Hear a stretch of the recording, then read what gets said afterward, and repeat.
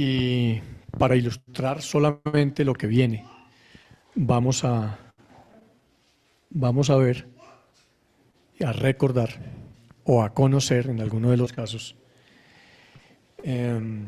cuál es la visión de la comunidad profética de adoración, cuál es la misión de la comunidad profética de adoración, y a partir de allí como volver a nuestro origen y entender de dónde venimos y para dónde vamos. La visión de la comunidad profética de adoración es formar hombres y mujeres idóneos para el ministerio, capacitados para toda buena obra y entrenados para operar en los dones y ministerio que Dios les ha dado. Esa es la visión de la comunidad profética de adoración. Y nuestra misión, hermanos,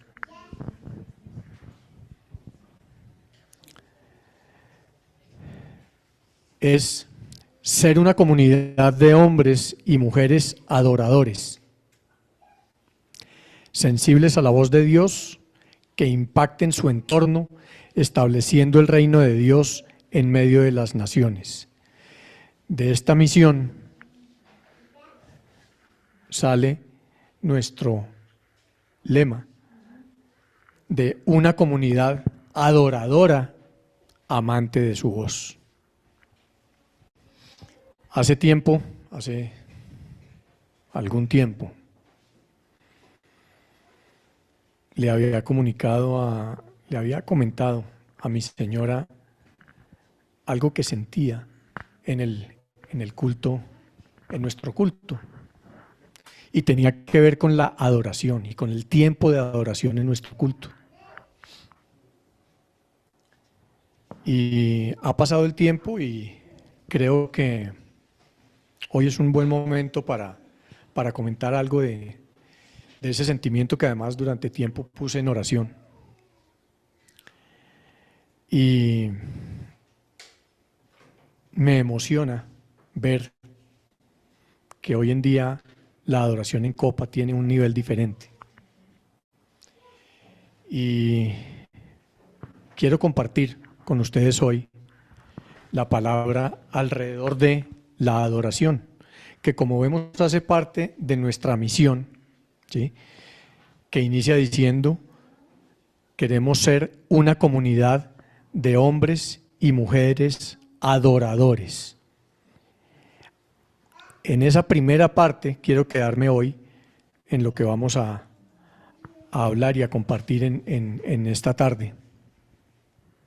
Y es que en esa época yo me sentía dentro del tiempo de alabanza con mucho agradecimiento por Dios, por lo que ha venido haciendo y había venido haciendo en nuestras vidas, en la vida de Senia, de Alejo, de Gaby, en la mía. Y nos veíamos en medio de la alabanza en el culto. Tradicionalmente ha sido la primera parte de nuestro culto. Y alguna vez hablaba con los pastores sobre ese tema y yo les decía, en esa primera parte, en la parte de la alabanza, cuando estamos adorando al Señor, es ese tiempo en el que nosotros podemos darle de nosotros, de lo que tenemos en lo profundo de nuestro corazón, a Él. Porque luego Él nos habla, nos bendice, nos trae palabra, nos ha traído mucha palabra profética, nos ha traído muchas bendiciones, pero sobre todo nos ha edificado con sus mensajes, con su palabra. Y siempre hemos recibido de parte de Él, no solo en el culto, sino en nuestras oraciones todos los días. Y es parte de lo que vamos a ver ahora. Esto no es de cada 8 días, sino es de todos los días de nuestra vida. Entonces, cuando en esa época uno estaba en el culto y escuchaba a nuestra pastora haciendo una preciosa alabanza, a veces nos quedábamos, era como admirando la alabanza de nuestra pastora, sintiendo por dentro ese profundo agradecimiento por Dios y queriendo participar más, pero no hacíamos lo que hicimos hoy, por ejemplo, o lo que hemos hecho muchas veces, y es, no importa qué tan lindo cantemos. Ustedes recuerdan el trío, de, de Robert, el pastor y yo, ¿cierto? Pero más allá de la melodía y la armonía de nuestras voces es lo que nuestro corazón quiere decir, lo que desde el fondo de nosotros queremos decir a Dios en agradecimiento por todo lo que Él es, solo por lo que Él es, nada más, solo por eso. De ahí para adelante tendríamos muchísimas razones más para agradecer, para alabarle, para adorarle, pero debemos adorarle por lo que Él es. Entonces, teniendo clara esa misión de Copa y específicamente esa primera parte, somos hombres y mujeres adoradores, adoradores. Y quiero enlazar esto con una palabra que Dios trajo sobre la iglesia en el año 2017.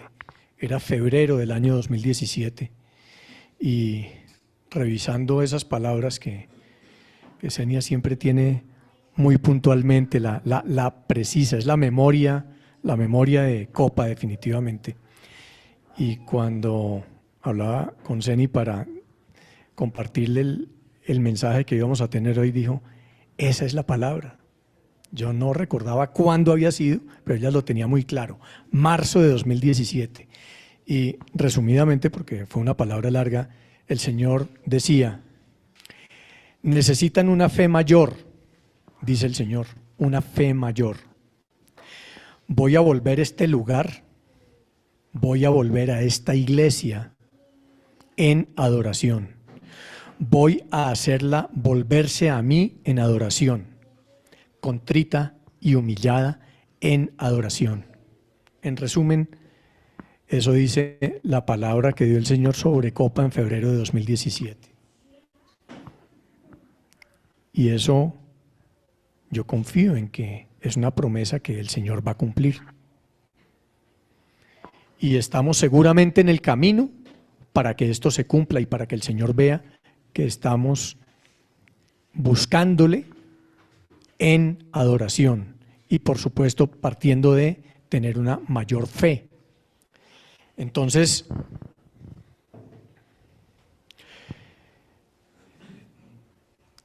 el Señor nos dice, adórenme. Su palabra dice que fuimos creados para adorarle. Fuimos creados para adorarle. Y la adoración al Señor tiene muchas formas. Quiero ir a la palabra para dar un ejemplo de cuál es el nivel del que estamos hablando. De obediencia, que es de donde parte la adoración. De obediencia a su palabra, porque por la palabra es que le conocemos. Y si vamos a Génesis capítulo 22, versículos 1 y 2, vamos a encontrar que Dios le da una orden a Abraham y es que sacrifique a su hijo único, a Isaac. Tremenda orden. Abraham, sacrifica a tu único hijo. ¿Quién quisiera estar en los zapatos de Abraham o en las sandalias, digamos?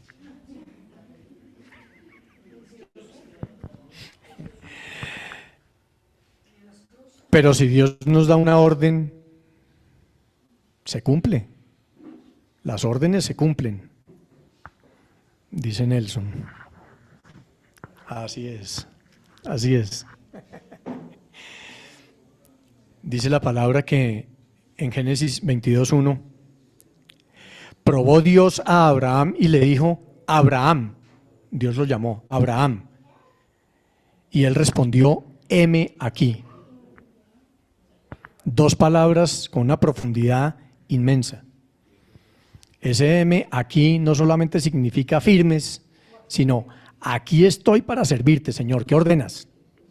¿Qué ordenas? Y en el versículo siguiente dice, toma ahora tu hijo, tu único hijo, Isaac, a quien amas, y vete a la tierra de Moriah y ofrécelo allí en holocausto sobre uno de los montes que yo te diré. Ofrécelo en holocausto.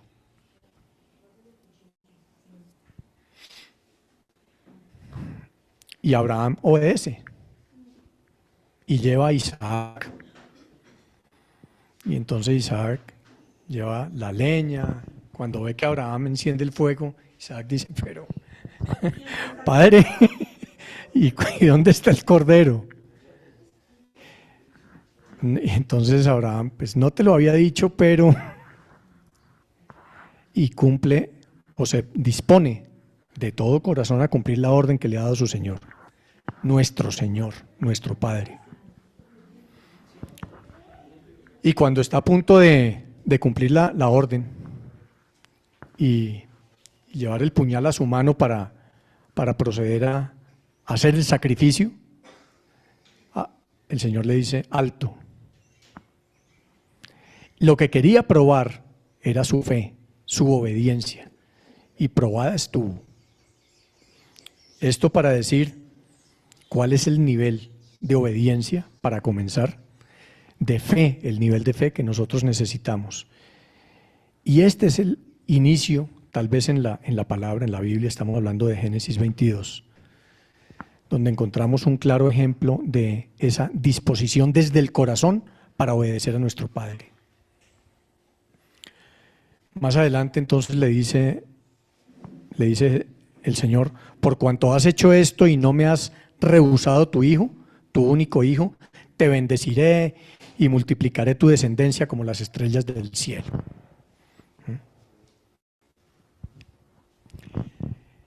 Y en tu simiente serán benditas todas las naciones de la tierra por cuanto obedeciste a mi voz.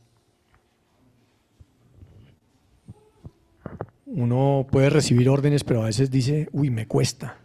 Pero esta orden son palabras mayores, esto es otro nivel. Sacrificar a su único hijo. Y él estuvo dispuesto a hacerlo. Eso le valió a Abraham esa promesa que en el versículo 18 de Génesis 22 le hace el Señor. Eso para ambientar el tema. Pero entonces entremos en materia de lo que es esta prédica que he titulado Tengamos una vida de adoración. Y entonces vamos a revisar otra porción de la palabra que está en Hechos 16, 25 y 26 y habla de Pablo y Silas. Resulta que el apóstol se encontraba con Silas y luego con Timoteo en una correría hacia Macedonia. Camino de Macedonia, pernoctaron en una ciudad que se llama Tiatira. Estando en esa ciudad, pasaron la noche y al día siguiente, una mujer se atravesó en su camino, en el camino de Pablo y Silas. Y entonces esa mujer, a grandes voces, le decía al pueblo de los dones que estos dos hombres tenían. Y les decía que eran hijos de Dios, que llevaban la palabra y que hacían milagros y los ensalzaba. Pero a grandes voces. Y Pablo en un momento dado la calló. Hechos 16, 25 y 26. Entonces,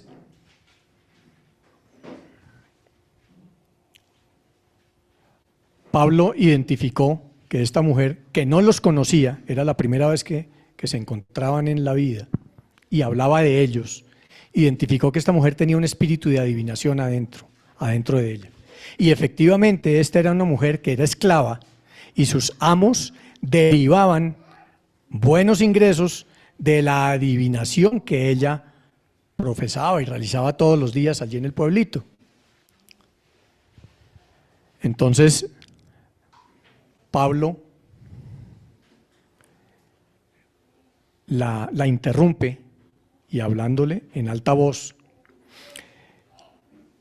hace una liberación del espíritu que había en esta mujer. Efectivamente, Pablo, con su autoridad, hizo salir de allí ese espíritu de adivinación. A partir de ese momento, la mujer no tenía ninguna otra posibilidad de generarle ingresos a sus amos. Esto generó, por supuesto, que los amos fueran a las autoridades, levantaron al pueblo, los cogieron, los apresaron, los aprendieron a Pablo y a Silas, los llevaron delante del pueblo y de los jueces y dijeron: estos son hombres que vienen a traernos costumbres extrañas, nosotros somos romanos, no pueden venir a alterar el orden de nuestro pueblo, en fin. Enardecieron al pueblo y el pueblo solicitó que los encarcelaran y que los azotaran. Entonces, los jueces tomaron la decisión de ordenar que los azotaran de una manera inmisericordia. Una vez los azotaron, ordenaron encarcelarlos y le dieron al carcelero la orden de llevarlos a la celda de más alta seguridad. Este carcelero cumplió la orden, los llevó a Pablo y a Silas a una celda, la última celda de la prisión, y dice la palabra que aseguró sus pies en el cepo. Entonces, imagínense ustedes a Pablo y a Silas en una celda oscura, confinados en la última celda de la prisión y amarrados y sin poder caminar, sin poder moverse porque estaban con sus pies con grilletes, después de haber sido azotados inmisericordiamente. Estos dos hombres, bueno, este es como el resumen de los primeros 24 versículos, pero vamos a ir al versículo 25, sí, Claudita.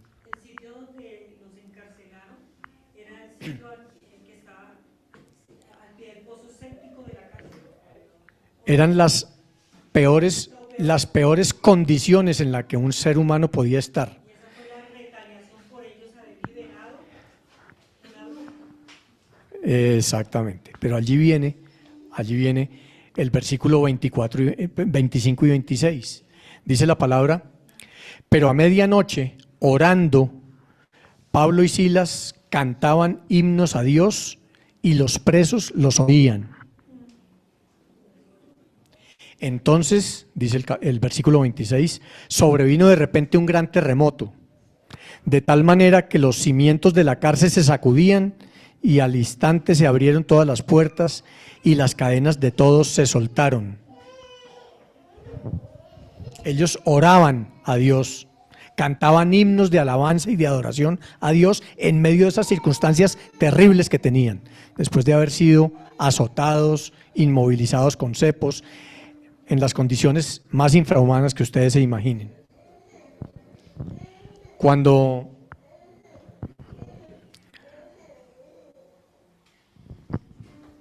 vamos más al detalle de las palabras, y yo lo busqué en el diccionario Strong, encuentro que cuando el versículo dice a medianoche orando, esa palabra orando se refiere a suplicar en adoración, a adorar y alabar. Y cuando en el mismo versículo la palabra es cantaban, que en el Strong es el número 4609, dice esa expresión: elevar al lugar más alto los himnos a Dios. Cuando encontré en el diccionario esta explicación, entendí y quiero compartirles cuál es el nivel de adoración del que estamos hablando. Si lo leemos de otra manera, diríamos: a medianoche, adorando, Pablo y Silas elevaban himnos a Dios y los presos los oían.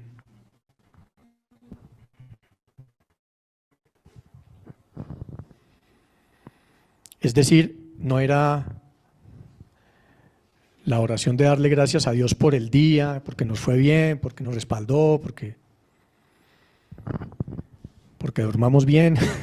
No, era algo mucho más profundo y era algo que nacía del fondo del corazón, pero además con vehemencia, con intensidad, con energía.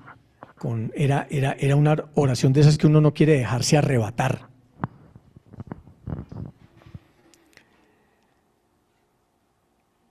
Entonces, ese nivel de adoración, ¿qué ocasionó? Ese nivel de adoración permitió que sucediera algo que nadie esperaba, y es que en una mazmorra de esas, las puertas se abrieran y hubiera libertad, pero no solo física. Y nos vamos a referir a eso de lo que pasó con el carcelero a continuación en esta historia. Las puertas se abrieron, los presos salieron,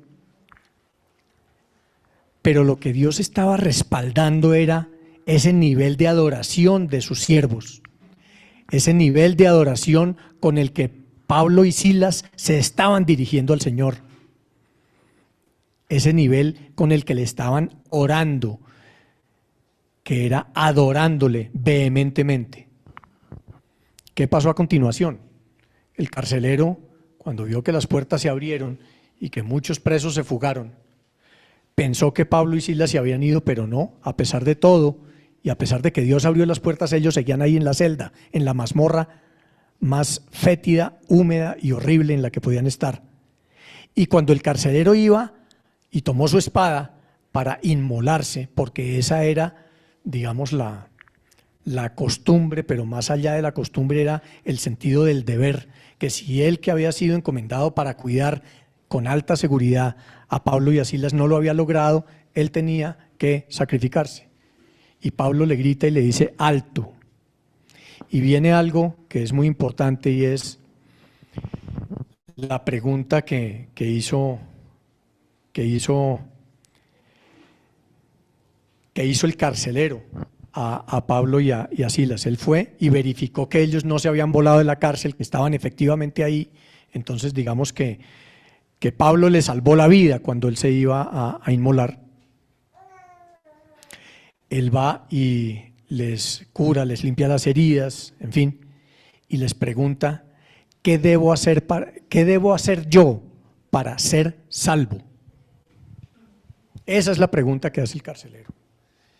Eso habla de el respaldo que Dios estaba dando a la oración, a la adoración de Pablo y de Silas, a la cual respondió no solamente con la liberación, sino con la liberación espiritual para muchos de ellos, porque además cuando uno encuentra a personas como este carcelero, que las vemos nosotros muchas veces alrededor de nuestras vidas, personas que reconocen que son pecadores y quieren cambiar sus vidas y dicen: ¿qué debo hacer para ser salvo? Entonces lo que debemos hacer es recibir al Señor en nuestro corazón, en nuestra vida, como nuestro Señor y Salvador. Amén.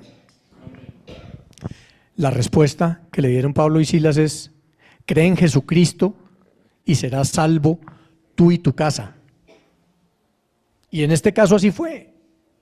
El carcelero fue bautizado, él creyó y fue bautizado, y su familia también fue salva,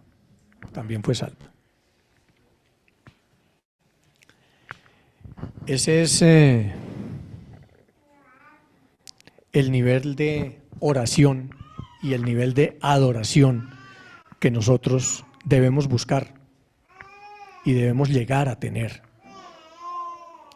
Nosotros con frecuencia enfrentamos pruebas, tribulaciones, circunstancias, y Satanás efectivamente puede tentarnos, puede buscar lastimarnos, puede atacarnos de muchas maneras, incluso puede lograr que nuestros cuerpos sean agredidos físicamente, pero lo que él nunca podrá hacer es quitarnos esa adoración y ese nivel de oración que nosotros sí podemos siempre tener para nuestro Señor.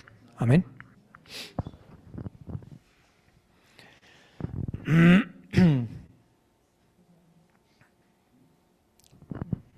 Leyendo algún comentario de William Barclay sobre esta porción bíblica, dice que, refiriéndose a Pablo, era un hombre capaz de ponerse a cantar himnos cuando estaba encerrado en el cepo de una mazmorra, en unas circunstancias en las que uno dice, bueno, después de haber sido azotado, haber sido golpeado, su ropa deshecha, descalzo, haber sido lanzado a una mazmorra, amarrado sus pies en el cepo, tirado por el suelo, vituperado, agredido, insultado. Dice, no, pues el pobre tipo estaba en la mala. Pero él encontró la solución.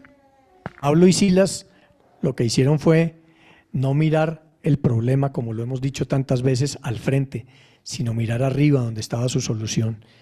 Orar a su Padre, que es el que todo lo puede. Orar a Dios, quien lo respaldó de una manera indudable, enérgica y contundente, porque Él todo lo puede, y Él respalda a sus hijos y respalda a sus siervos, y eso fue lo que hizo.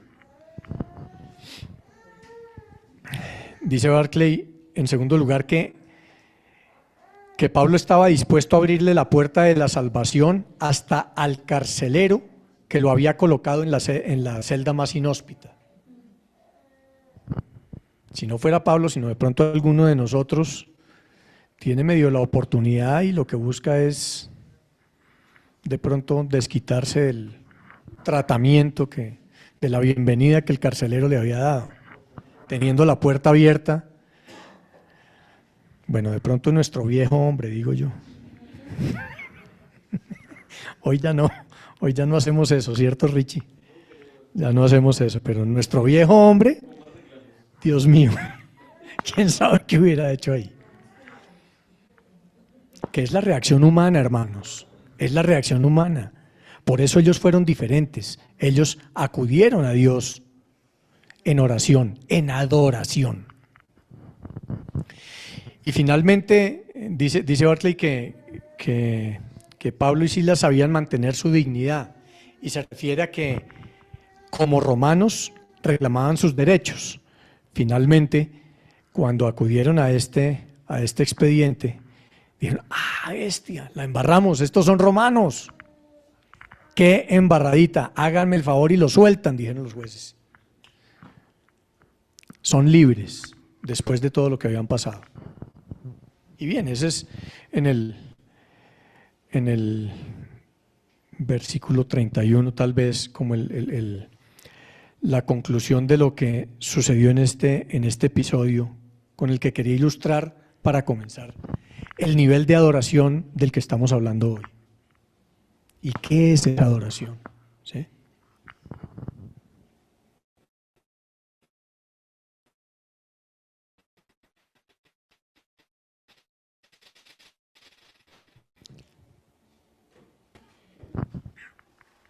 Cristianos debemos practicar, debemos hacer parte de nuestro día a día. Es esa adoración que parte del conocimiento de la palabra, que parte de conocer a Cristo, verdaderamente el carácter de Cristo, y que vamos a ver a continuación, pues cómo podemos en nuestra vida diaria aplicarlo. Si vamos a Juan 4, versículo 23, dice, mas la hora viene, esto es en la versión de la Reina Valera, y ahora es cuando los verdaderos adoradores adorarán al Padre en espíritu y en verdad, porque también el Padre, tales adoradores, busca que le adoren. No pretende ser un trabalenguas, pero es claro. Y lo importante de esto es esa adoración en espíritu y en verdad. Y quizás muchas veces lo hemos escuchado, adoradores en espíritu y en verdad, adoren en espíritu y en verdad.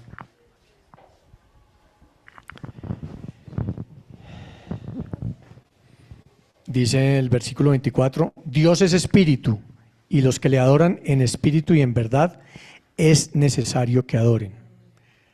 Los que le adoran, es necesario que le adoren en espíritu y en verdad. Cambiemos el orden para entenderlo un poco más claro.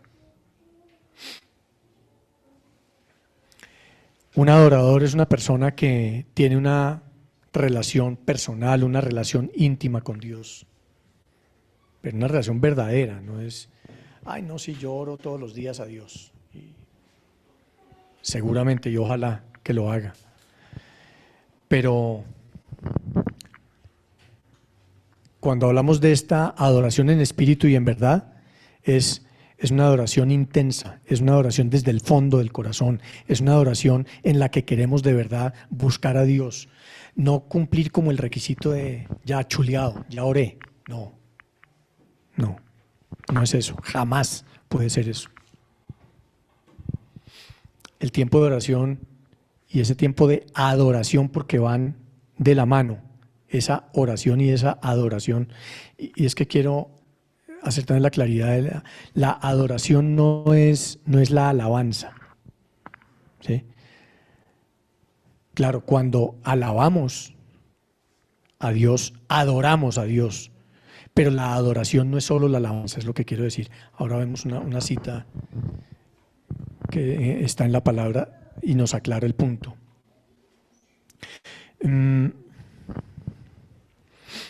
Esa relación personal con Dios, cuando podemos hacerla de esa forma, cuando podemos vivirla con intensidad, nos permite ser verdaderos adoradores. Y claro, cantaremos bien, regular o mal, pero lo que Él mira no es nuestras palabras, no es lo que suena, sino lo que tenemos en el corazón. Él mira es nuestro corazón, ¿qué tenemos allá adentro? ¿Cómo estamos relacionándonos con Él? ¿En qué nivel estamos relacionándonos con nuestro Padre? ¿Cómo es nuestra comunicación con Él? ¿Qué le decimos? ¿Cómo oramos? ¿Cómo es nuestro diálogo allá en la intimidad con nuestro Padre? Ese nivel es al que nos estamos refiriendo. Esto supone, hermanos, que es algo de la mayor importancia en nuestra vida. Y si nosotros entendemos, hermanos, que hemos sido creados, y cuando hemos nacido de nuevo lo entendemos, para adorarle, esa es nuestra misión principal. Si cumplimos esa misión, estamos bien.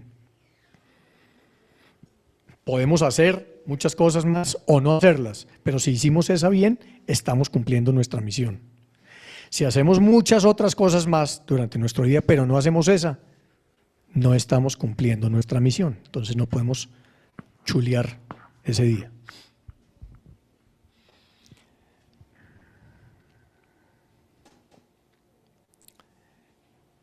Esa adoración debe ser una respuesta genuina a lo que en el fondo de nuestro corazón es nuestra relación con nuestro Padre. Cómo nos relacionamos con Él, cómo le hablamos, cómo oramos.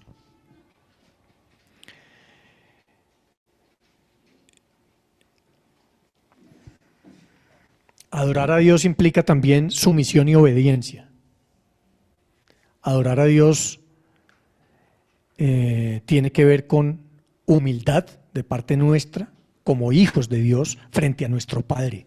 Tiene que ver con la reverencia con que lo vemos, con la reverencia con la que nos dirigimos a nuestro Padre, que además es el Rey de Reyes y es el soberano y el Todopoderoso.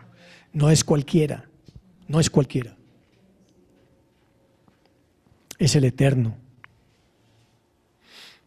Entonces, si realmente nosotros nos postramos ante Él con humildad, abrimos nuestro corazón, somos sinceros, Él no solamente nos escucha, sabemos que Él nos escucha, escucha nuestra oración y siempre nos va a responder, pero nos va a respaldar cuando tenemos este tipo de adoración como respaldó a Pablo y a Silas en la mazmorra. Cuando obedecemos su palabra, estamos adorándole. Pero para obedecer su palabra, primero tenemos que entender su palabra, conocer su palabra, a través de la palabra conocer a Cristo, conocer el carácter de Cristo.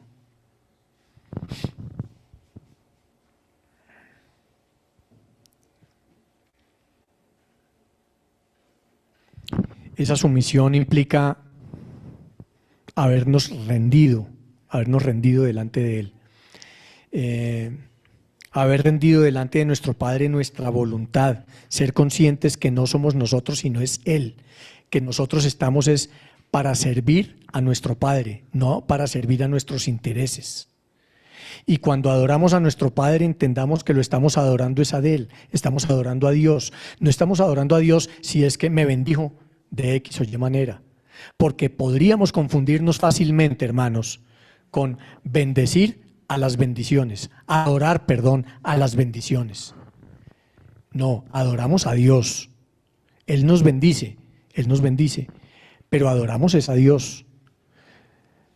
Porque si no siento que esa es la bendición o que mi bendición no ha llegado, entonces no lo adoro. No, nosotros debemos adorar a Dios por quien Él es.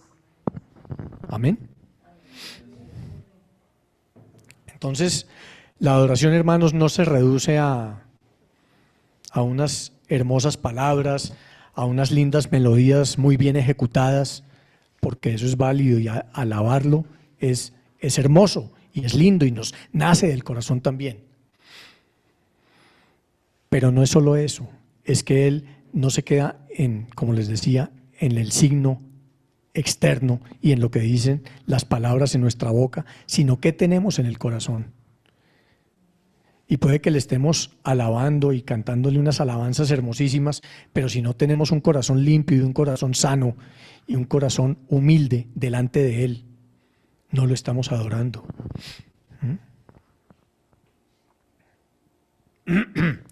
Entonces, adorar al Señor en espíritu y en verdad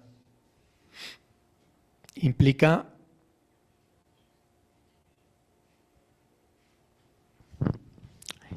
ver cómo está nuestro corazón. Esa expresión de adorarlo en espíritu tiene que ver con involucrarnos desde lo más profundo de nosotros para orar a Él.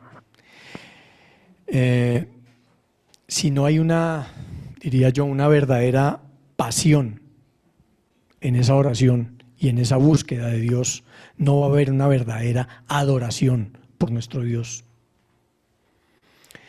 Y adorarlo en verdad tiene que ser, o debe referirse al fundamento de esa oración y de esa adoración. Esa oración en verdad debe ser fundamentada en la palabra.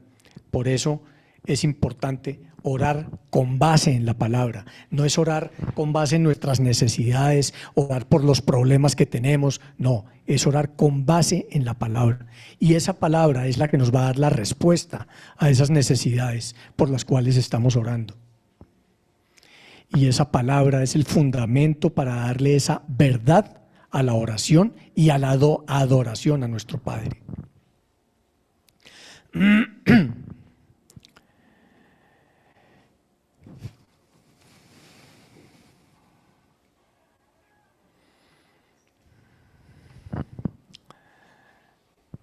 Dios, a través de su Hijo, nos ha traído liberación y nos ha traído salvación.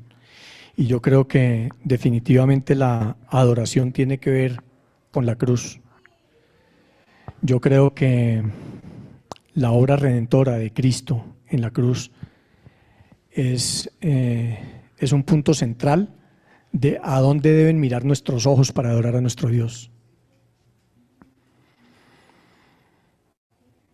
Dios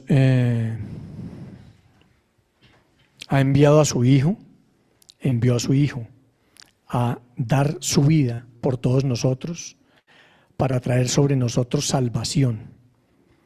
Y una vez que somos salvos, es un deber nuestro servir a nuestro Padre y adorarle. Y el servicio, hermanos, es otra forma de cómo adoramos a nuestro Padre. Habíamos hablado de la oración y qué nivel de oración y cómo orar al Señor. el servicio es un elemento fundamental de la adoración a Dios y es otra forma de adorar a Dios. Cuando nosotros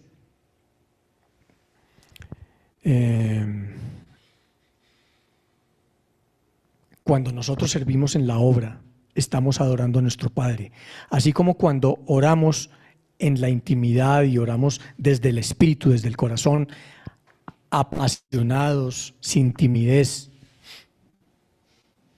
sin tibieza. Es decir, estamos orando como a Dios le agrada. El servicio en la misma forma, el servicio para la obra del Señor es una adoración a Dios. Cuando entregamos de corazón lo que somos para nuestros hermanos y para la obra del Señor, lo estamos adorando a Él. Y esto es una relación totalmente vertical. Es esa relación del Hijo con el Padre Celestial. No tiene que ver con los hermanos, no tiene que ver con la iglesia local. Esa adoración no es entre nosotros, es una adoración mía para mi Padre. Es por eso digo una relación vertical la que tenemos entre el Padre y cada uno de nosotros cuando servimos, cuando oramos y cuando le adoramos.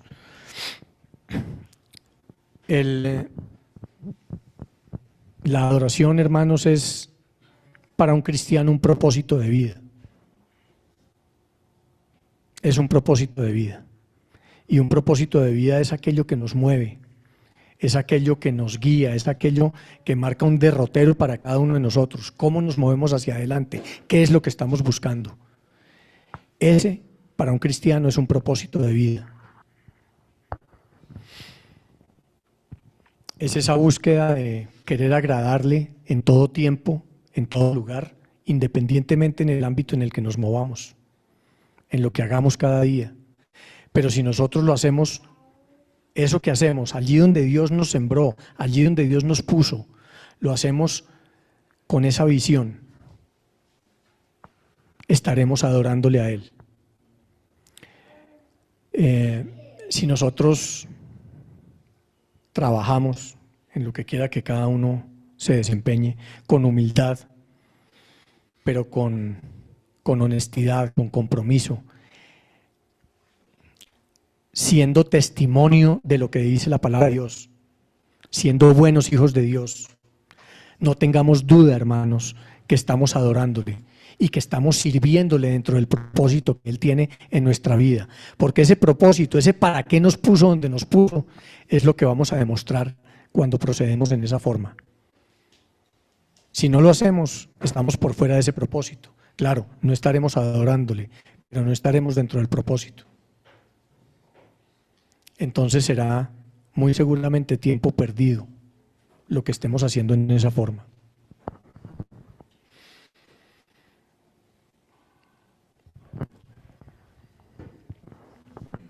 Nosotros, cuando adoramos al Señor, lo honramos, le expresamos la admiración que sentimos por Él, que es obvia de un hijo como nosotros a un padre como Él.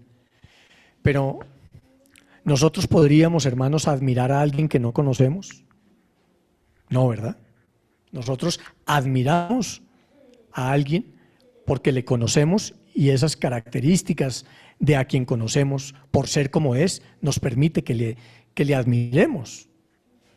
Si nosotros no conocemos el carácter de nuestro Padre, si no conocemos el carácter de Cristo, ¿qué vamos a adorar? ¿Qué vamos a adorar de Él? ¿Qué es lo que vamos a admirar de Él? Entonces, lo primero es conocer el carácter de Cristo.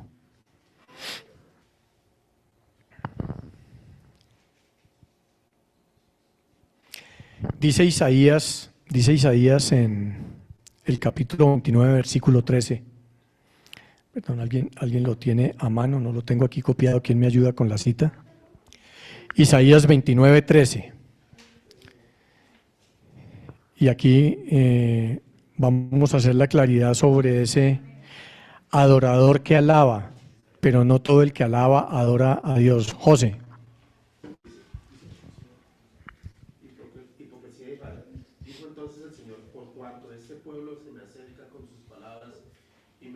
con sus labios, pero aleja de mí su corazón y su veneración hacia mí. Es solo una tradición aprendida de memoria. Por tanto, Sí. ¿Lo repites, por favor? dice, ¿Qué versión tienes? Ok. dijo el Señor, por cuanto este pueblo se me acerca con sus palabras y me honra con sus labios, pero aleja de mí su corazón y su veneración hacia mí, es solo una tradición aprendida de memoria. Ok, gracias, José. ¿Alguien tiene la Reina Valera? Polito. Dice pues el Señor, porque este pueblo se acerca a mí con su boca y con sus labios me honra, pero su corazón está lejos de mí, y su temor de mí no es más que un mandamiento de hombres que les ha sido enseñado. Amén. Claudita, sí. Así que el Señor dice, este pueblo dice que me pertenece, me honra con sus labios, pero su corazón está lejos de mí. Y la adoración que me dirige no es más que reglas humanas aprendidas de memoria. Gracias, Claudita. Amén. Clarísimo. Lo que el Señor ve en cada uno de nosotros, hermanos, es nuestros corazones. Y amén, qué bueno cantarle y alabarle, porque es maravilloso alabar a Dios. Pero en el fondo esa adoración es en qué tenemos en nuestro corazón, qué es lo que Él ve. Por eso escucha a esos cantantes malos como nosotros. Lo que él busca es lo que tenemos en nuestro corazón. Y es el mensaje que al final quiero dejar el día de hoy, hermanos. Qué maravilla tener una alabanza en la que todos participemos y en la que realmente estamos exteriorizando lo que en el corazón sentimos por nuestro Padre. Ese agradecimiento, esa admiración, ese respeto, esa honra por Él.